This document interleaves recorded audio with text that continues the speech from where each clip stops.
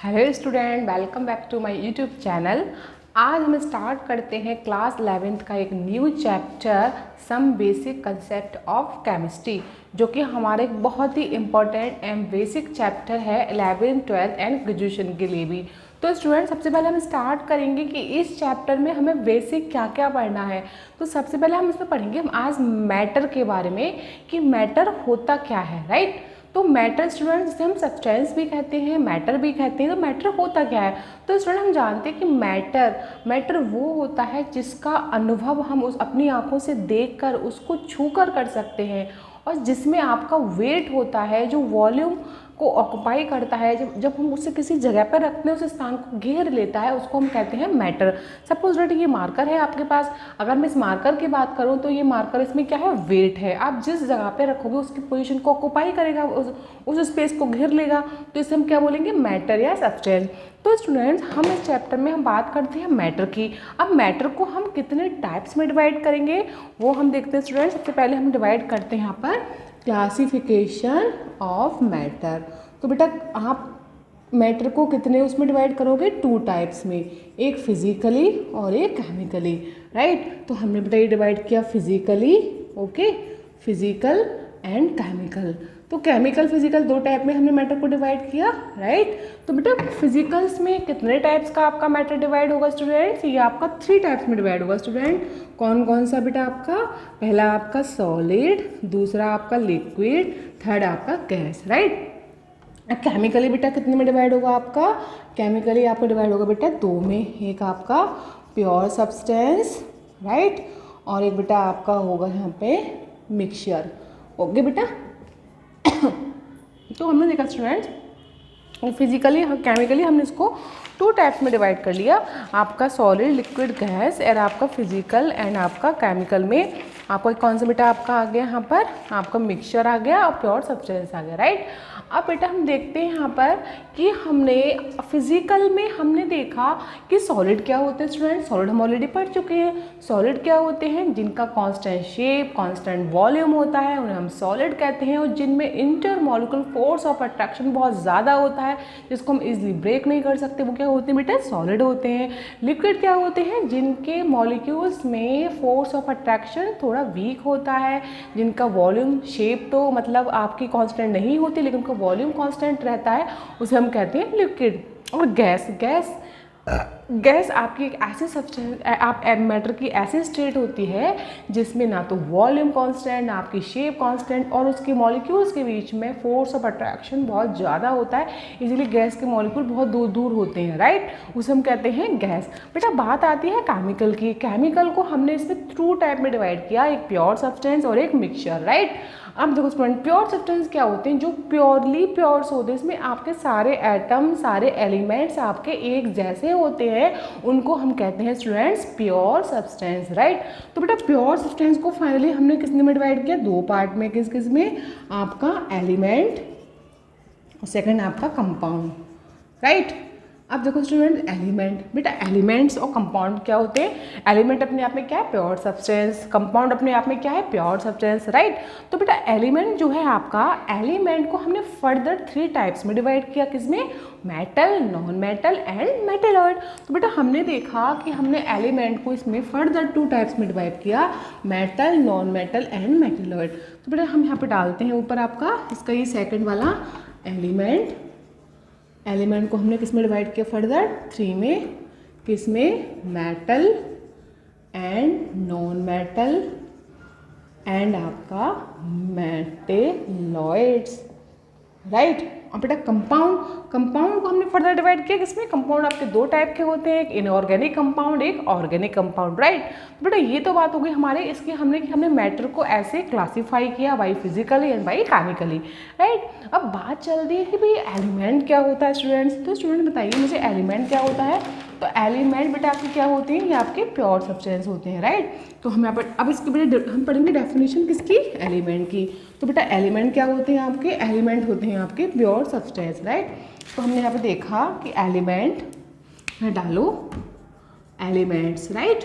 Elements के अंदर हमने क्या डाला बेटा, element may be defined as a pure substance. हम डालेंगे एन एलिमेंट कैसे होते हैं? एन एलिमेंट मे बी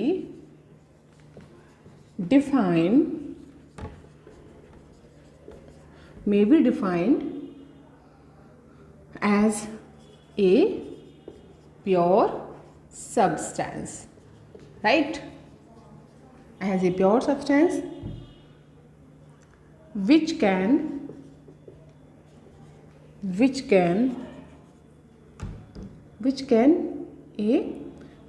क्या बेटा? which can neither be decomposed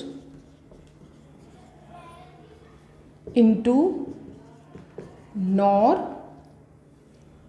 can be synthesized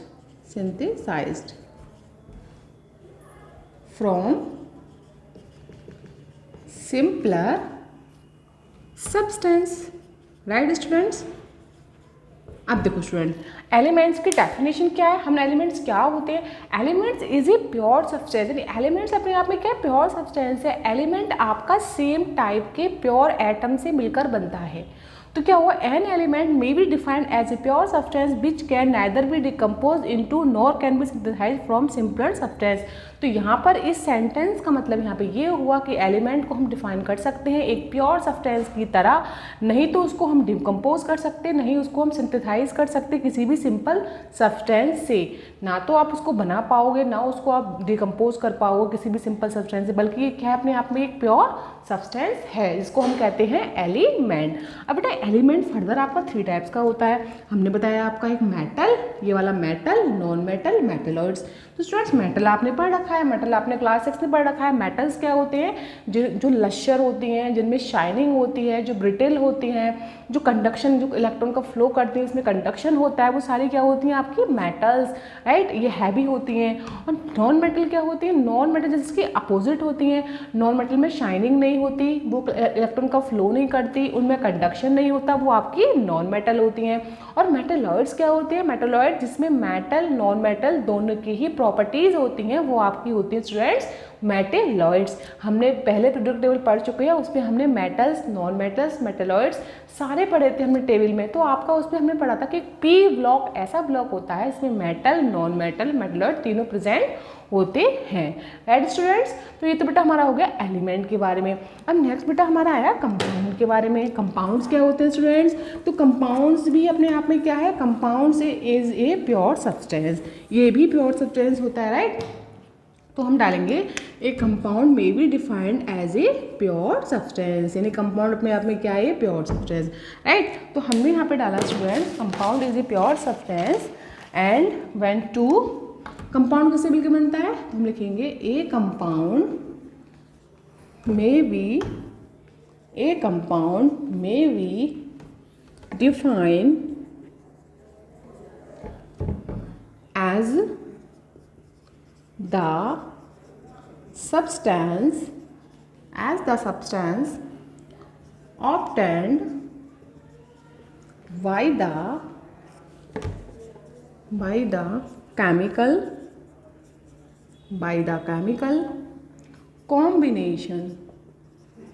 chemical combination of two or more elements in a definite proportion, right students?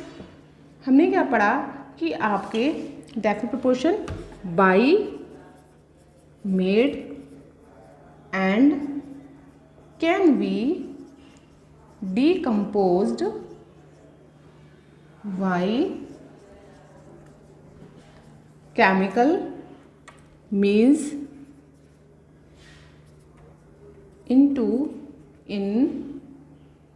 constituent element. हाँ बेटा क्या है? देखो कंपाउंड्स क्या है?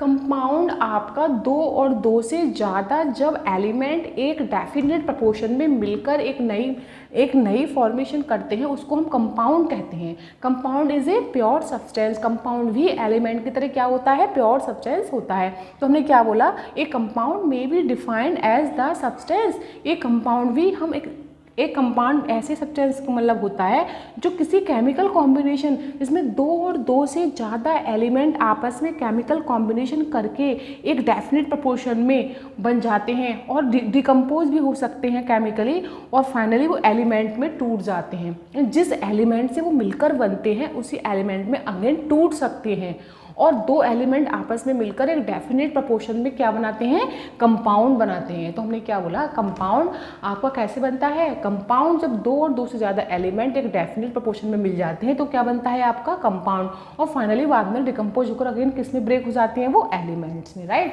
बेटा कंपाउंड आपके दो टाइप्स के होते हैं, एक बेटा कौन कौन से होते हैं, एक आपका इनऑर्गेनिक और दूसरा आपका ऑर्गेनिक। तो बेटा इनऑर्गेनिक कंपाउंड कौन सा होता है, इसमें आपके सारे कंपाउंड कैसे होते हैं, इसमें आपका कार्बन नहीं हो, यानी कि आपका इनऑर्गेनिक कंपाउंड। ठीक है बेटा, ये दो टाइप का हो गया, इनऑर्गेनिक कंपाउंड, राइट। और दूसरा बेटा कौन सा होता है आपका, ऑर्गेनिक कंपाउंड, राइट। तो ऑर्गेनिक में क्या होता है बेटा, ऑल कार्बन कंपाउंड, राइट। और बेटा इसमें क्या होते हैं, नॉट कार्बन कंपाउंड, राइट। हमने क्या पढ़ा बेटा कि इनऑर्गेनिक में क्या होते हैं, इसमें आपका कार्बन नहीं होगा, जैसे कि आपका सुहागा, बोरैक्स, राइट, आपका और कौन सा क्या आपका copper sulphate, ferrous sulphate, right, silver nitrate, ये क्या है आपके सारे इनऑर्गेनिक कंपाउंड। ऑर्गेनिक कौन से बेटा आपके, urea, methane, propane, butane, hexane, एफ्थरीन, benzene, anthracene and so on, सारे कंपाउंड कैसे हैं आपके ऑर्गेनिक। ठीक है बेटा, हमने कंपाउंड को दो भागों में डिवाइड कर दिया। अब बेटा नेक्स्ट हम लोगों का आया मिक्सचर। मिक्सचर कितने टाइप का होता है बेटा, मिक्सचर होता क्या है मिक्सचर, तो बेटा मिक्सचर में क्या होता है, मिक्सचर किससे मिलकर बनता है आपका, मिक्सचर जब दो या दो से ज़्यादा एलिमेंट या कंपाउंड आपस में किसी भी रेशियो में मिल जाएं, ऐसा नहीं है कि डेफिनेट रेशियो में, मिक्सचर का मतलब किसी भी रेशियो में मिल जाएं, लेकिन कौन होंगे उसमें आपके कंपाउंड या एलिमेंट। तो हम बोलेंगे मिक्सचर क्या होता है, जब दो या दो से ज़्यादा एलिमेंट या कंपाउंड किसी भी प्रपोर्शन में मिलकर एक नई फॉर्मेशन करते हैं तो उसको हम कहते हैं मिक्सचर। और उस मिक्सचर में जो एलिमेंट कंपाउंड हैं वो उनकी आइडेंटिटी क्या रहती है, पहचान नहीं खोते हैं अपनी, उनकी पहचान बनी रहती है, जिससे वो मिलकर बनते हैं उनसे उनकी पहचान बनी रहती है, उनकी आइडेंटिटी सेम रहती है, तो उसको हम फॉर्मेशन क्या कहते हैं बेटा, मिक्सचर। तो बेटा हम डेफिनेशन में क्या लिखते हैं यहाँ पे, मिक्सचर क्या होगा, मिक्सचर की डेफिनेशन में यहाँ पे इसकी भी देखते हैं हम डेफिनेशन क्या होती है मिक्सचर की। सबसे पहले a mixture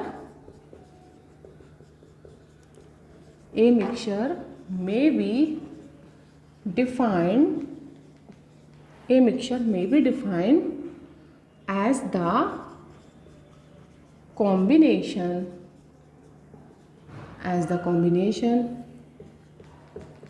of two or more elements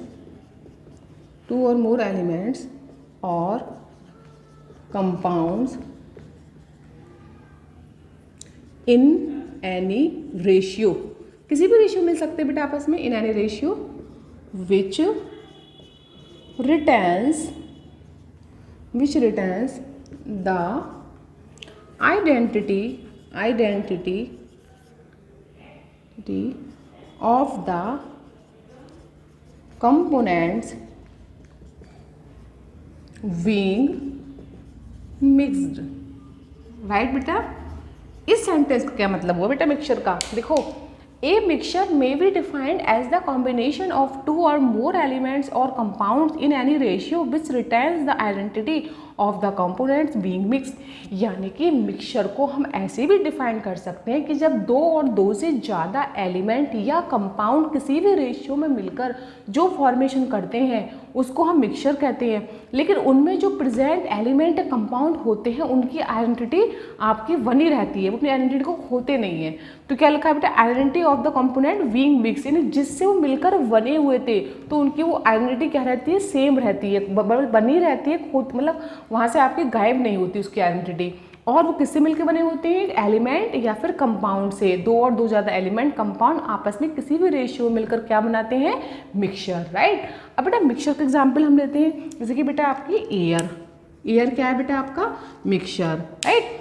आपके एलोई, एलोई क्या है, सारे मिक्सचर। एलोई क्या होते हैं बेटा, एलोई होते हैं आपके मेटल्स के मिक्सचर, इसमें हम सब मेटल्स को एक डेफिनेट प्रोपोर्शन में मिलाते हैं, आपको क्या बन जाता है, एलोई बन जाता है।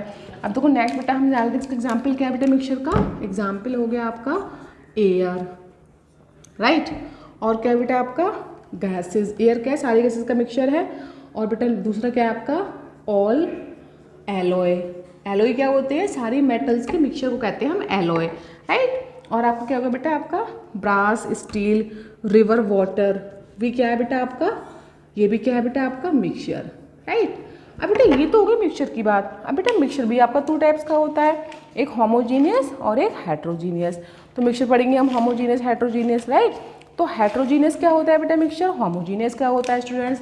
तो ये भी टू टाइप्स का हो गया आपका मिक्सचर। तो पढ़ते हैं, यहाँ पर डालते हैं हम, मिक्सचर टू टाइप्स का होता है आपका कौन सा, एक होमोजीनियस, होमोजीनियस मिक्सचर, राइट। एक कौन सा होता है बेटा आपका heterogeneous mixture. Okay students, homogeneous mixture क्या होता है बेटा, एज ए लाइक बेटा इसका एग्जाम्पल लेती हूँ। होमोजीनियस मिक्सचर होता है जब आप किसी भी से आपने शुगर को वाटर में डिज़ोल्व किया, तो शुगर वाटर में कंप्लीटली डिज़ोल्व हो गई, उसका एक एक पार्टिकल उसमें थ्रो आउटली उसमें क्या डिज़ोल्व हो गया, आपको उसमें शुगर का पार्टिकल नहीं दिख रहा है, तो उसको हम कहेंगे होमोजीनियस मिक्सचर, राइट। हेट्रो में क्या होता है कि आपने मतलब सैंड लिया, आपने वाटर में डाला, सैंड वाटर में नीचे बैठ गया, तो सैंड अलग दिख रहा है, आपको वाटर अलग दिख रहा है, इसका मतलब कैसा मिक्सचर हुआ आपका हेट्रोजीनियस, जो कंप्लीटली जिसमें पार्टिकल्स कंप्लीटली डिस्ट्रीब्यूटेड नहीं होते, थ्रो आउटली डिस्ट्रीब्यूट नहीं होते, नहीं मिलते, उसको हम कहते हैं स्टूडेंट हेट्रोजीनियस मिक्सचर। और होमो जिसमें पार्टिकल कंप्लीटली मिल जाते हैं, जैसे कि शुगर एंड वाटर का मिक्सचर, राइट। तो बेटा इसके हम अभी डेफिनेशन लिखते हैं, होमोजीनियस एंड हेट्रोजीनियस। तो स्टूडेंट्स होमोजीनियस में हमने क्या पढ़ा था कि होमोजीनियस वो होते हैं जिसमें आपके पार्टिकल सारे डिजोल्व हो जाते हैं, राइट। तो हम डालते हैं पहले यहाँ पे होमोजीनियस मिक्सचर, ओके। तो होमोजीनियस मिक्सचर में क्या होता है स्टूडेंट्स आपके कि उसमें पार्टिकल आपके कंप्लीटली डिजोल्व हो जाते हैं, राइट। तो पहला हमारा बेटा यहाँ पे होमोजीनियस मिक्सचर, राइट। तो होमोजीनियस मिक्सचर में क्या हुआ स्टूडेंट्स आपका, इसमें हम पढ़ेंगे बेटा कि होमोजीनियस में आपका लिखेंगे हम कि इन mixture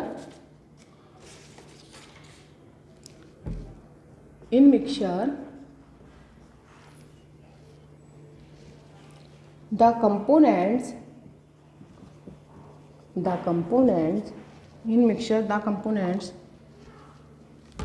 are distributed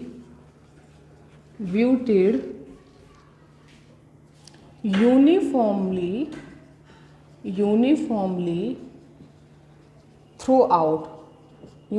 throughout the sample, right students, the sample, and all components are present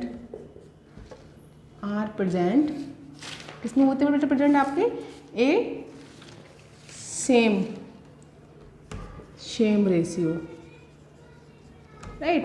तो स्टूडेंट हमने क्या देखा कि जिसमें आपका होमोजीनियस जो मिक्सचर होता है बेटा, उसमें आपके सारे प्रेजेंट होते हैं पार्टिकल्स, वो किसमें होते हैं आपके एक सेम रेशियो में, इन all parts, in A same ratio in all parts, सारे पार्ट्स में आपका जो रेशियो होगा वो सेम रहेगा बेटा।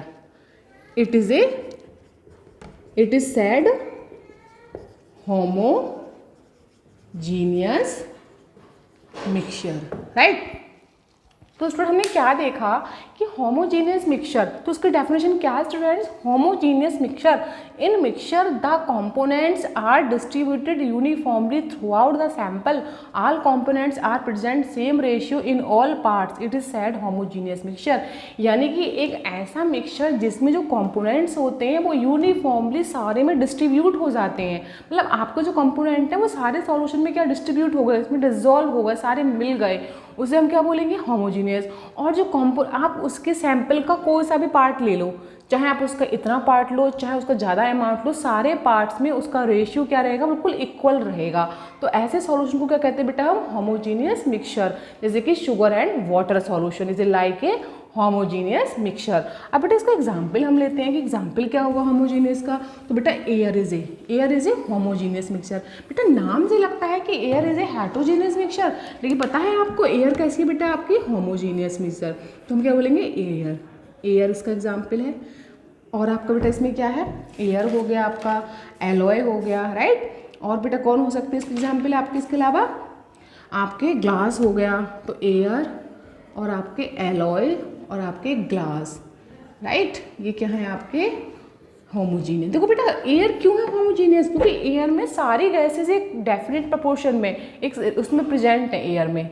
नाम से लगता है कि हमारा एयर हेट्रोजीनियस होगा, नहीं, एयर क्या आपका होमोजीनियस। ये क्वेश्चन बहुत आता है एग्जाम में कि एयर इज ए होमोजीनियस और हेट्रोजीनियस। एयर क्या बेटा आपका होमोजीनियस मिक्सचर, राइट। तो इसमें सारी गैसेज का अमाउंट एक डेफिनेट प्रपोर्शन में है। जैसे आपको पता है N2 कितना है 78, O2 कितना है 21, CO2 कितना है आपका 0.03, राइट। CO भी कितना है, आपको सारा पता है कि इसमें कितना कितना परसेंट क्या है। इसलिए क्या है हमारे एयर इज ए होमोजीनियस। सारे एलॉय क्या होते हैं, जो सारी मेटल्स मिलकर क्या बनाती है, एक आपका मिक्सचर, उसे हम कहते हैं एलॉय। जैसे आपका ब्रास, जैसे आपका स्टेनलेस स्टील, और ग्लास भी क्या है आपका होमोजीनियस, राइट। बेटा अब आती है हेट्रोजीनियस की बारी। हेट्रोजीनियस क्या होते हैं स्टूडेंट्स, हेट्रोजीनियस भी आपको बहुत आसान है। हेट्रोजीनियस में इसका बेटा अपोजिट कर दो, जस्ट क्या कर दो, अपोजिट। तो यहाँ पे डालो हेट्रोजीनियस मिक्सचर, राइट। हेट्रो में क्या होगा बेटा, जिसमें जो कंपोनेंट्स हैं, जो मिक्सचर के अंदर आपके पार्टिकल्स या कंपोनेंट्स हैं, वो यूनिफॉर्मली डिस्ट्रीब्यूट नहीं होते, अच्छे से नहीं उसमें डिसॉल्व होते, नहीं मिलते, उनको हम कहते हैं हेट्रोजीनियस मिक्सचर, राइट। बेटा देखते हैं इसका डेफिनेशन क्या होता है। द मिक्सचर, ये तो इसका द मिक्सचर इन विच, हम लिखेंगे स्टूडेंट यहाँ पे, the mixture in which components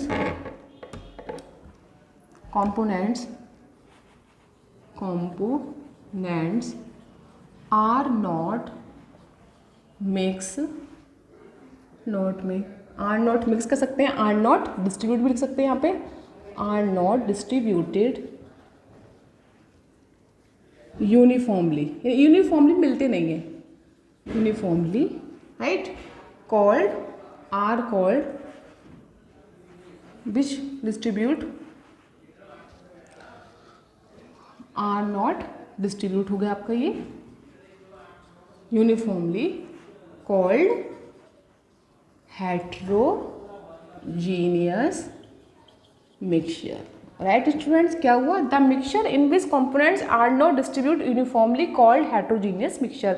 यानी हेट्रोजीनियस मिक्सचर वो होता है ऐसा मिक्सचर जिसमें आप उसके कंपोनेंट जो होते हैं वो यूनिफॉर्मली पूरे में डिस्ट्रीब्यूट नहीं होते, कहीं कम कहीं ज़्यादा, कहीं नीचे बैठ जाते हैं, तो सॉल्यूशन में ईजिली डिस्ट्रीब्यूट नहीं होते हैं, तो उन्हें हम क्या कहेंगे students, heterogeneous mixture, right. Next अब इसके एग्जाम्पल कौन कौन से लेते हैं हम लोग, इसके एग्जाम्पल देख लेते हैं हम लोग, देखते हैं क्या है एग्जाम्पल।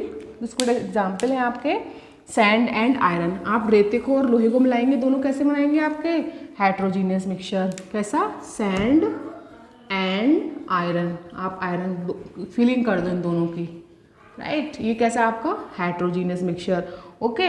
मिल्क क्या है बेटा, मिल्क भी आपका क्या है हेट्रोजीनियस। मिल्क में आपके डिफरेंट अमाउंट में फैट, वाटर, प्रोटीन प्रेजेंट है, तो कैसा वो आपका हेट्रोजीनियस। सैंड एंड आयरन भी क्या है हेट्रोजीनियस। और बेटा आपका क्या है mixture of salt and sulphur, ये भी क्या है बेटा आपका हेट्रोजीनियस मिक्सचर, राइट। अब बेटा ये तो बात होगी हम लोगों की मैटर की, मैटर क्या है, उसको फिजिकली केमिकली हमने किस में डिवाइड किया, एलिमेंट क्या है, कंपाउंड क्या है, मिक्सचर क्या है, एलिमेंट कितने टाइप्स के हैं, मेटल नॉन मेटल, राइट। अब बेटा बात आती है इसमें नेक्स्ट टॉपिक है हमारा एटम। एटम होता क्या है स्टूडेंट, इसमें हमने नॉर्मली सुना है कि एटम क्या होता है, तो स्टूडेंट बताती हूँ आपको।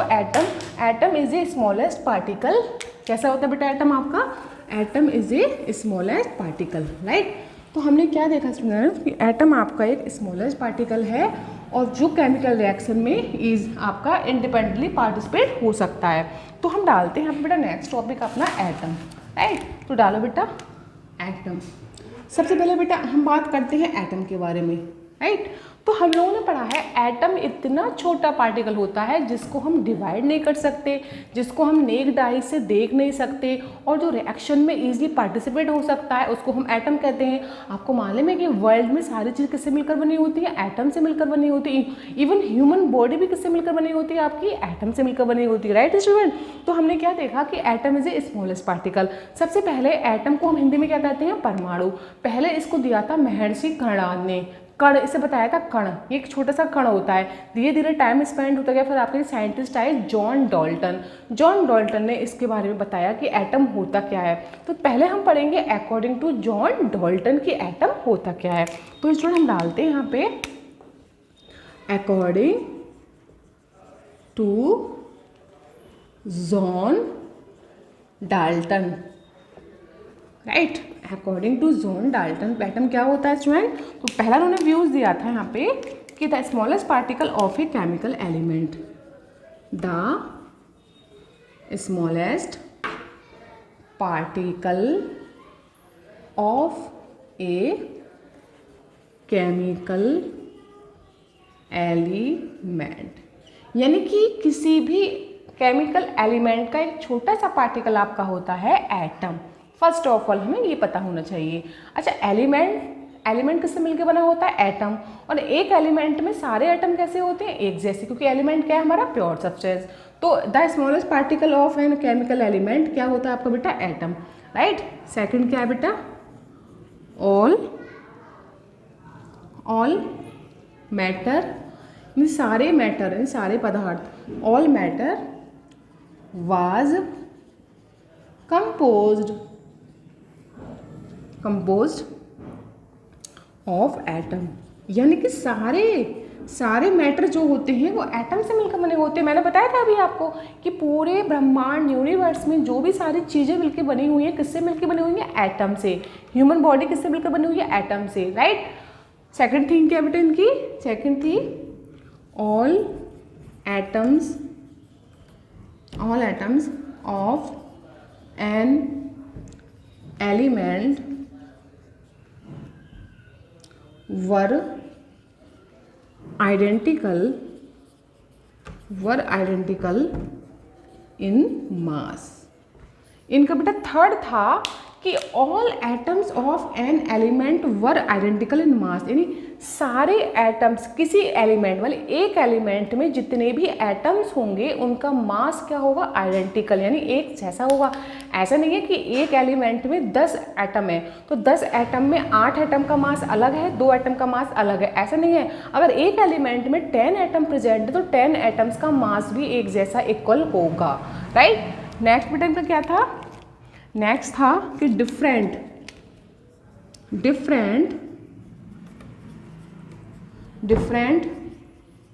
Elements had atoms of differing mass. बेटा लास्ट इनका जो था व्यू ये था कि डिफरेंट एलिमेंट एटम भी डिफरेंट मास रखते हैं, and different element had atom of different mass, यानी डिफरेंट एलिमेंट में एटम डिफरेंट मास रखेंगे, सेम एलिमेंट में एटम सेम मास रखेंगे। ये सारे व्यूज बेटा किसके अकॉर्डिंग थे? हमारे जॉन डाल्टन के अकॉर्डिंग। अब बेटा इन सब के बाद हमने एक डेफिनेशन बनाई कि एटम होता क्या है, इसकी समरी क्या है। तो पढ़ते हैं बेटा एटम की तो हमने बोला atom is a smallest part of an element in a chemical reaction, यानी एटम क्या होता है? तो हम डालते हैं यहाँ पे समरी में डालते हैं बेटा एटम, राइट। तो एटम क्या है आपका? तो हम डालते हैं smallest part of an element, right, can participate in a chemical reaction, इस बात का मतलब क्या है बेटा कि smallest part of an element can participate in a chemical reaction, यानी कि एटम एक एलिमेंट का छोटा सा पार्ट या छोटा सा कण होता है या छोटा सा पार्टिकल होता है जो किसी केमिकल रिएक्शन में इजीली पार्टिसिपेट हो सकता है, उसे हम कहते हैं एटम। बेटा ये इसकी हुई आपकी एक्चुअल डेफिनेशन कि smallest part of an element can participate in a chemical reaction, यानी कि एक छोटा सा पार्ट किसी एलिमेंट का जो इजीली पार्टिसिपेट हो सकता है किसी भी केमिकल रिएक्शन में, राइट। अब बेटा बात आती है, अब एग्जाम्पल लेते हैं, जैसे हमने एक रिएक्शन लेते हैं यहाँ पर, ये बेटा H2 में एक H एटम है, Cl2 में Cl एटम है, दोनों ने क्या बनाया है 2HCl कंपाउंड बना लिया। तो रिएक्शन में क्या हो रहे हैं, इजीली पार्टिसिपेट हो रहे हैं दोनों एटम और क्या बना रहे हैं HCl, राइट। अब बेटा बात आती है एटम। अब बेटा एटम है तो एटम का मास भी होगा, राइट। जब हम किसी चीज़ का वेट करते हैं तो वेट करने के लिए हम किसी चीज़ का रेफरेंस मानते हैं। जैसे हम किसी चीज़ को वेट करेंगे तो उसके लिए हम क्या लेते हैं, उसका वेट के लिए हम वाट लेते हैं कि 1 kg का वाट, कि 2 kg का वाट है, ये 3 kg का। तो हमने किसी चीज़ का वेट करना होगा तो हम किसका रेफरेंस लेते हैं, उसकी वाट का रेफरेंस लेते हैं कि 100 किलो 500 किलो, राइट। वैसे ही अगर हमें एटम का मास, अब यहाँ पर एटम का वेट हम किलोग्राम ग्राम में नहीं करेंगे, एटम का जो मास होगा उसको हम कहेंगे एटॉमिक मास। तो हम यहाँ जो एटम का मास निकालेंगे उसको बोलते हैं एटॉमिक मास। और एटॉमिक मास निकालने के लिए हम यहाँ पे किसको रेफरेंस मानेंगे, कार्बन 12 को। जैसे हम अपनी किसी चीज़ का वेट करने के लिए कोई हम वाट मानते हैं 1 किलो 2 किलो 3 किलो, वैसे ही यहाँ एटॉमिक मास को फाइंड करने के लिए हम कार्बन 12 को रेफरेंस मानते हैं। तो बेटा एटॉमिक मास, अब बात आती है कि एटॉमिक मास क्या होता है स्टूडेंट्स। बड़ा कंफ्यूजिंग हमारा ये टर्म एटॉमिक मास क्या है। तो हम डालते हैं ऊपर, यहाँ पे क्या डालेंगे students, atomic mass, right students.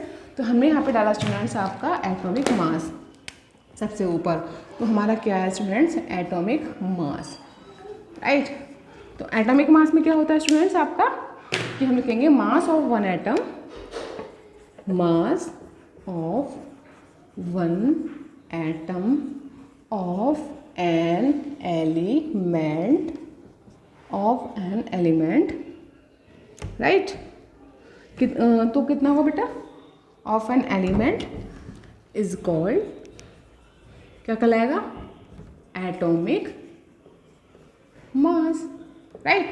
यानी कि एक एटम का मास, किसी एलिमेंट के एक एटम का मास ही क्या कहलाता है बेटा, एटॉमिक मास, राइट। तो ये तो बेटा हमारा हो गया एटॉमिक मास। अब बेटा इसकी यूनिट्स क्या है, एटॉमिक मास की यूनिट क्या हो गई बेटा, इसकी 3 यूनिट्स होती हैं। लिखो यहाँ पे units of atomic mass, right. बेटा क्या होंगी, पहली बेटा इसकी होगी एटॉमिक मास यूनिट, इसको शॉर्ट में कहते हैं हम AMU। सेकंड बेटा होगी आपकी यूनिफाइड मास, इसको शॉर्ट में लिखते हैं बेटा U। बेटा थर्ड इसकी यूनिट्स होगी बेटा डाल्टन, जिसको शॉर्ट में लिखते हैं DE, राइट। तो बेटा हमने देखा कि किसी एटम, किसी एक एलिमेंट के एक एटम का मास जो होता है उसे हम एटॉमिक मास कहते हैं। और एटॉमिक मास की 3 यूनिट्स होती है। First atomic mass unit AMU किसे हम शो करते हैं, second unified mass U, third is one Dalton. तो बेटा आप किसी इंटरव्यू वगैरह में हम लोग जाते हैं तो नॉर्मली पूछ लेते हैं what do you mean AMU, AMU क्या होता है, या यूनिफाइड मास क्या होता है, इसका मीन क्या है। तो ये हमारे क्या है, यूनिट्स हैं किसकी, एटॉमिक मास की। तो इनको हम अलग फाइंड करेंगे, ये भी समझेंगे कि ये है क्या। बेटा स्टार्ट करते हैं हम लोग यहाँ पे। अब नेक्स्ट हमारा है कि एटॉमिक मास जो हमारा होता है उसको हम कैसे फाइंड करेंगे। तो बेटा हमने यहाँ पे कार्बन 12 को माना, हमने किसको माना बेटा, यहाँ पे कार्बन 12 को माना। तो स्टूडेंट पता है आपको कि हमने एटॉमिक मास, एटम का मास यानी एटॉमिक मास को हम किसका रेफरेंस माना, हमने इसको निकालने के लिए कार्बन 12 को। अब बात आती है कि कार्बन 12 को ही क्यों माना। अब देखो स्टूडेंट्स हम क्या करते हैं, तो नॉर्मली हमें पता है कि 1 kg में हमारे 1000 क्या होते हैं, ग्राम होते हैं, राइट स्टूडेंट। अब बेटा हमें ये पता है कि हम किलोग्राम का, लेकिन हम एटम का मास कभी किलोग्राम ग्राम मिलीग्राम में नहीं फाइंड करेंगे। इसको हम इसको कैसे करेंगे, इसको हम कार्बन 12 को रेफरेंस मानकर इसका मास निकालेंगे, राइट। तो लेकिन हमें ये नहीं मालूम कि 1 AMU बराबर क्या होता है बेटा, इसमें कितने ग्राम होते हैं। हमने पता कि 1 kg में 1000, तो 1 AMU में कितने ग्राम होंगे हमें कुछ नहीं पता अभी। तो हमने पहले क्या लिखा बेटा, हम इसमें किसको रेफरेंस मानेंगे, इसको निकालने के लिए कार्बन 12 को। तो हमने माना कार्बन 12 एटम को AMU यानी एटॉमिक मास यूनिट है ना। कार्बन 12 को हम क्या मानते हैं, रेफरेंस मानते हैं, डिफरेंस बनाते हैं, रेफरेंस बनाते हैं AMU यानी एटॉमिक मास यूनिट बताने के लिए। अगर हमें कोई भी एटॉमिक मास यूनिट AMU बताना होगा तो हम उसमें क्या करेंगे स्टूडेंट, कार्बन 12 एटम को रेफरेंस मानेंगे, राइट। तो कार्बन 12 को, अब इसका रीज़न क्या, हम आपसे कहें कि कार्बन 12 को ही आपने क्यों इसका रेफरेंस लिया, इसका ही रेफरेंस क्यों लिया, तो बेटा इसके 3 रीज़न है। फर्स्ट रीज़न क्या है बेटा, इसकी अबंडेंस, यानी कि ये इसकी अवेलेबिलिटी ईजिली है, ये ईजिली मिल जाता है। जो चीज़ ईजिली मिल जाती है उसको हम रेफरेंस मान लेते हैं। तो पहले क्या है इसकी अबंडेंस, दूसरी क्या है बेटा इसकी मॉडरेटली क्या है रिएक्टिव। अब बेटा ना तो ये बहुत हाई रिएक्टिव है और ना बहुत लेस रिएक्टिव है, कैसा है ये मॉडरेटिवली मीडियम है थोड़ा सा, इसलिए इसको हम लेते हैं। अगर ज़्यादा हाई हो तब भी नहीं लेते इसको, बहुत लेस होता तब भी नहीं लेते इसको, लेकिन ये क्या है मीडियम है यानी मॉडरेटली रिएक्टिव है, इसलिए हमने इसको चूज़ किया। थर्ड क्या है बेटा, कार्बन 12, ये है बेटा स्टेबल आइसोटोप, कार्बन का स्टेबल आइसोटोप ऑफ कार्बन। आपको पता है स्टूडेंट्स कार्बन के 3 आइसोटोप होते हैं, कार्बन 12, कार्बन 13, कार्बन 14। तो इन तीनों आइसोटोप्स में जो सबसे स्टेबल आइसोटोप होता है बेटा वो कार्बन 12 होता है। इन 3 रीज़न की वजह से हमने कार्बन 12 एटम को एटॉमिक मास यूनिट बताने के लिए इसको रेफरेंस माना। यही 3 रीज़न थे बेटा, राइट। अब बेटा एक बात बताओ हम लोगों को कि हमने बताया कि कार्बन 12 एटम इसका रेफरेंस माना, तो आपको यहाँ पे एक छोटा सा नोट लिखना पड़ेगा कि AMU और कार्बन 12 में क्या रिलेशन है। देखो स्टूडेंट्स, हमें पता है कि 12 AMU इज इक्वल टू बेटा किसके बराबर होगा, वेट किसका होगा, ये कितने का बराबर है, ये AMU 12 क्या होता है, एटॉमिक मास होता है कार्बन का, तो 12 AMU is equal to weight of carbon 12, weight of 1 carbon atom, right.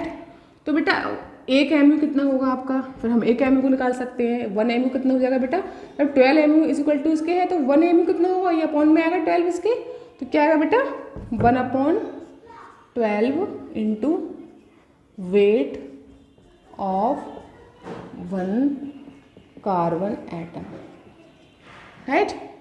अब देखो यहाँ बेटा कार्बन 12 है, ये कार्बन 12, ये कार्बन 12, राइट।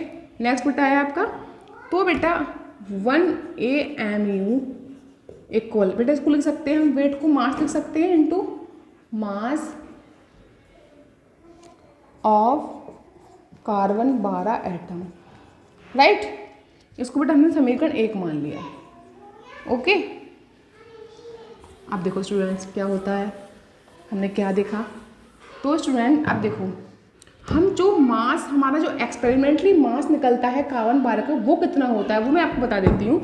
तो हम लिखेंगे यहाँ बेटा mass of atom of carbon 12 is कितना है बेटा 1.99 इंटू 10 की पावर -23 ग्राम, यानी कि कार्बन 12 का जो बेटा एक्सपेरिमेंटली मास डिटरमाइन किया गया है वो होता है 1.99 इंटू 10 की पावर -23, इतने ग्राम में होता है, राइट। ये तो हम लोग फाइंड करते हैं, ये तो हमारा एक्सपेरिमेंटली वैल्यू है इसकी कार्बन 12 की, राइट।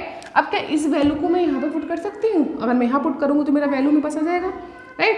तो मैं इस वैल्यू को यहाँ पुट करती हूँ, अभी देखते हैं कि वैल्यू कितना आता है हमारा। तो बेटा हम देखते हैं, अब हमारा बेटा रिलेशन निकल के आ जाएगा किसमें, AMU और ग्राम में। भाई ये AMU है और ये आप इससे मास लगाओ ग्राम में यहाँ पर, तो किस में रिलेशन में आएगा बेटा, ये AMU और ग्राम। तो यहाँ लिखते हैं हम relation between AMU and gram, right.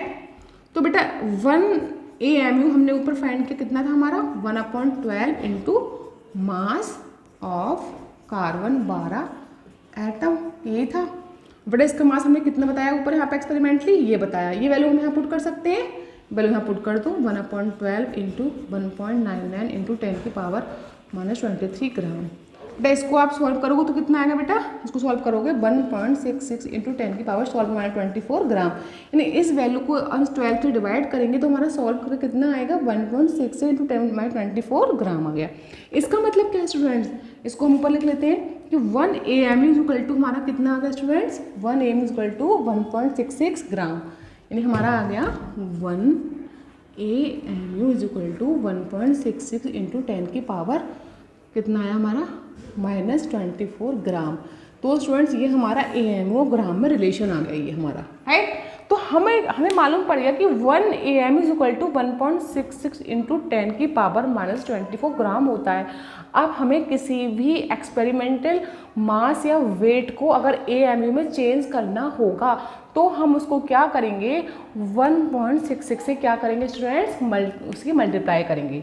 ठीक है, आपको किसी को भी AMU में चेंज करना है तो उससे आपका करो मल्टीप्लाई। अब तो बेटा हमें क्या करना है, ठीक है, अब हमें उसे ग्राम में चेंज करना होगा तो इससे मल्टीप्लाई कर दो। अब हमें करना क्या है, हमें इतना पता चल गया कि 1 AMU इज इक्वल टू हमारा कितना है students, 1 AMU is equal to इतना। ठीक है, और हमें किसी AMU को ग्राम में चेंज करना होगा तो क्या करेंगे, इसे मल्टीप्लाई करेंगे, राइट। अब हमें देखना ये है तो बेटा हम यहाँ लिख सकते हैं AMU का वैल्यू क्या होगा, फार्मूला कैसे फाइंड करेंगे, तो किसी भी एक्सपेरिमेंट, किसी को हमें AMU में बदलना है तो एक्सपेरिमेंट मास ऑफ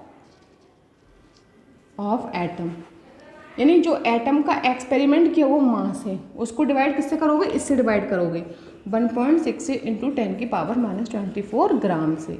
यानी आपको किसी मास को AMU में कन्वर्ट करना है तो आप उसे इससे डिवाइड कर दोगे, जो भी उसका एक्सपेरिमेंटल मास गिवन है और उसे आपको एटॉमिक मास यूनिट AMU में चेंज करना है तो आप क्या करोगे कि उसको 1.6624 से क्या करोगे, डिवाइड करोगे, राइट। तो उसको हम हमारा ये फार्मूला बन गया बेटा, ये फार्मूला हमारा बन गया एक, राइट। ये बहुत मोस्ट इंपोर्टेंट फार्मूला है। अब बेटा हमें देखना है इसको हम W मान सकते हैं तो हमारा होगा AMU is equal to W upon 1.66 into 10 की पावर -24 ग्राम। इसको W भी मान सकते हैं हम, ये हमारा आ गया बेटा, राइट। अब बेटा हमारा आ गया ये एटॉमिक AMU हो गया हमारा। अब देखो बेटा अगर हमें AMU में कन्वर्ट करना है तो इससे क्या करेंगे, हम लोग डिवाइड करेंगे, किसमें, एटॉमिक मास यूनिट में कन्वर्ट करने के लिए किसी भी एक्सपेरिमेंटल मास को हम इस वाली वैल्यू से डिवाइड करेंगे। और यदि हमें कोई AMU में दे रखा है, हमें सपोज ये AMU में वैल्यू दे रखा है एटॉमिक मास यूनिट में वैल्यू, और उसे ग्राम में चेंज करना है तो हम क्या करेंगे बेटा, उसे मल्टीप्लाई करेंगे 1.66 से, राइट। बस हमें यही ध्यान रखना है। जैसे हम क्या कहते हैं, हम लोग नॉर्मली कहते हैं कि नॉर्मली हम करते हैं किसी चीज़ को हमें अगर किलोग्राम से ग्राम में कन्वर्ट होता है तो हम क्या करते हैं, मल्टीप्लाई करते हैं, और ग्राम से अगर हम किलोग्राम में कन्वर्ट करते हैं तो हम क्या करते हैं, डिवाइड करते हैं। तो वही सेम प्रोसेस यहाँ पर, यदि आप AMU में कन्वर्ट करोगे, एटॉमिक मास यूनिट में कन्वर्ट करोगे तो 1.6 से क्या करोगे, डिवाइड करोगे। और यदि आप किसी भी मास, कोई मास ग्राम में है, कोई भी वैल्यू आपकी AMU में है, यानी कोई भी किसी चीज़ का वेट आपका AMU में है और आपसे बोले कि ग्राम में कन्वर्ट करो तो इससे क्या करोगे, आप मल्टीप्लाई करोगे। बस यही ध्यान रखना है छोटा सा, राइट। तो हमने देखा बेटा इसको ऐसे भी कर सकते हैं कि 1 AMU, अब हमें सपोज डेट हमें क्या करना है, इसको मल्टीप्लाई में ले जाएं यहाँ पे तो हमारा हम इसे चेंज कर सकते हैं, W निकाल सकते हैं। तो ले जाओ 1 AMU इंटू 1.66 इंटू 10 की power -24 gram is equal to W आ गया हमारा। तो हमें क्या करना है बेटा, यदि हमें AMU को W में चेंज करना है, राइट।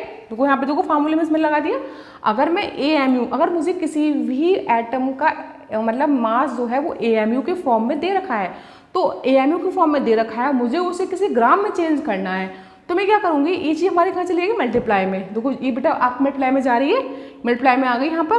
तो अगर मैं इससे उसकी AMU वाले मास की मल्टीप्लाई कराऊँ तो W ग्राम में हमारे पास वैल्यू आ जाएगी। तो हमने क्या देखा स्टूडेंट कि हमें अगर कोई भी एटम का मास वो ग्राम में दे रखा है और हमसे AMU में कन्वर्ट करा रहा है तो हम क्या करेंगे, उसको इस वैल्यू 1.66 से डिवाइड करेंगे। और हमें किसी भी एटम का मास AMU में दे रखा है, एटॉमिक मास यूनिट में दे रखा है, तो हम क्या करेंगे कि उसको हम 1.66 से मल्टीप्लाई करेंगे, राइट स्टूडेंट्स। तो स्टूडेंट्स आज हमने क्लास 11 के first chapter some basic concept of chemistry में हमने आज पढ़ा कि मैटर होता क्या है, मैटर को हम फिजिकली केमिकली कैसे क्लासीफाई करेंगे, और उसमें आपके जो हमारे टर्म्स आई थी छोटी छोटी कि एलिमेंट्स क्या होते हैं, कंपाउंड्स क्या होते हैं, मिक्सचर क्या होते हैं, वो हमने सारा पढ़ लिया। फिर हमने पढ़ा लास्ट टॉपिक एटम। एटम क्या होता है अकॉर्डिंग टू जॉन डाल्टन, ठीक है। एटम मतलब एटम्स में एटॉमिक मास हम कैसे फाइंड करेंगे। एटॉमिक मास में हमने कार्बन 12 को रेफरेंस लिया है। कार्बन 12 ही रेफरेंस क्यों लिया हमने, फिर कार्बन 12 को रेफरेंस लेने के बाद हम उसे कैसे फाइंड करेंगे, ये हमारे फार्मूले जो कि बहुत ही इंपॉर्टेंट है। स्टूडेंट्स के लिए 11th-12th में क्या होता है कि उन्हें एटॉमिक मास यूनिट AMU नहीं समझ में आता। बहुत ही आपका पजल करने वाला आपका ये टॉपिक होता है कि AMU कैसे फाइंड करेंगे, AMU होता क्या है, एक एटम का मास AMU होता है, ये आपके क्या है, ये एटॉमिक मास की यूनिट होती है। इसको हमने कार्बन 12 का रेफरेंस लेकर इसको ऐसे हमने फाइंड किया और ये इसके फार्मूले हैं। बेटा ये बहुत ही इंपॉर्टेंट टॉपिक है, इसको अच्छे से समझना, रिवाइज करना, पढ़ना। ये आपसे कभी इंटरव्यू वगैरह में पूछ लेता है कि what do you mean by AMU, right. तो बेटा ये तो हमारा था आज का टॉपिक, इतना ही था इस चैप्टर का। अब मैं आपसे मिलूंगी नेक्स्ट वीडियो में इसी चैप्टर के एक नेक्स्ट इंटरेस्टिंग टॉपिक के साथ। तो आज के लिए इतना ही काफ़ी है। Thank you.